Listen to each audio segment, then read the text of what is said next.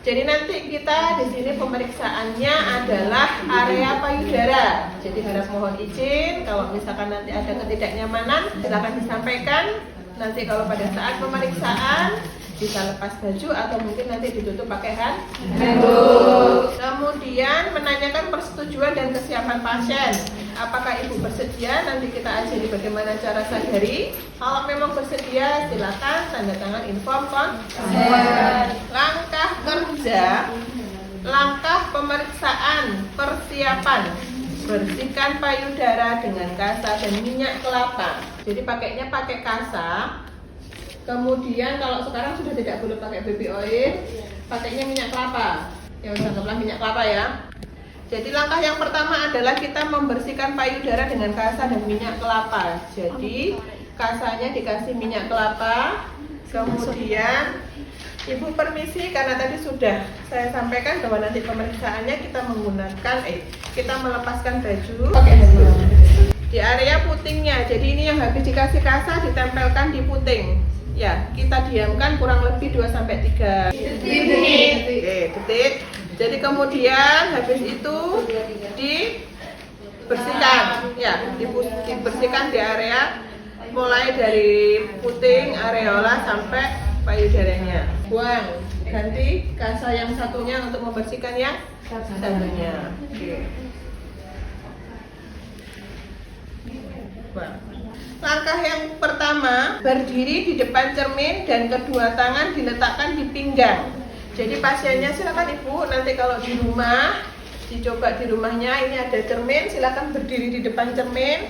Kemudian kedua tangan diletakkan di pinggang. Anggaplah ini cerminnya, jadi kedua tangan diletakkan di pinggang. Kemudian perhatikan ukuran, bentuk, dan warna payudara. Jadi ketika kita meletakkan di pinggang, otomatis bukan ada tarikan, ya, kanan dan kiri. Kalian rasakan kira-kira ada perubahan apa dari bentuk payudaranya?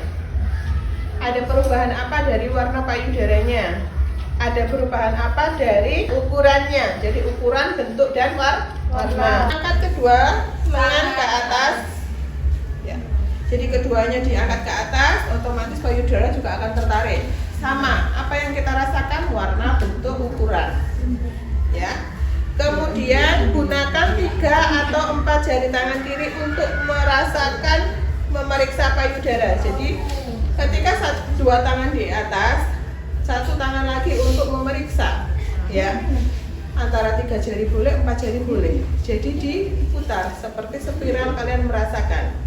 Dirasakan, adakah ketika kalian rasakan nyeri tekan atau mungkin ada terasa benjolan, meskipun benjolan itu yang awalnya yang kalian tahu payudara kalian tidak ada benjolan, tetapi ketika kalian rasakan ada benjolan sedikit saja, entah itu sebiji kelereng, entah itu sebiji apapun itu yang kalian rasa, tetap harus dicatat.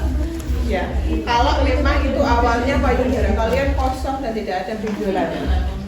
Tapi kalau misalkan terasa ada benjolan, lakukan pencatatan. Ya. Langkah yang ketiga, angkat 1 tangan sama ya. Gunakan 3 atau 4 jari untuk meraba payudara.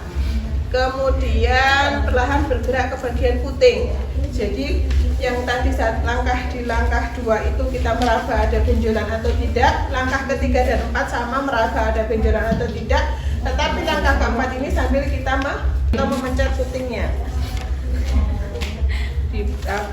Putar spiral, adakah nyeri tekan atau mungkin ada benjolan, kemudian ke arah puting, kemudian kita pencet, ya, keluar cairan atau tidak. Langkah kelima, berbaring di tempat datar atau telentang.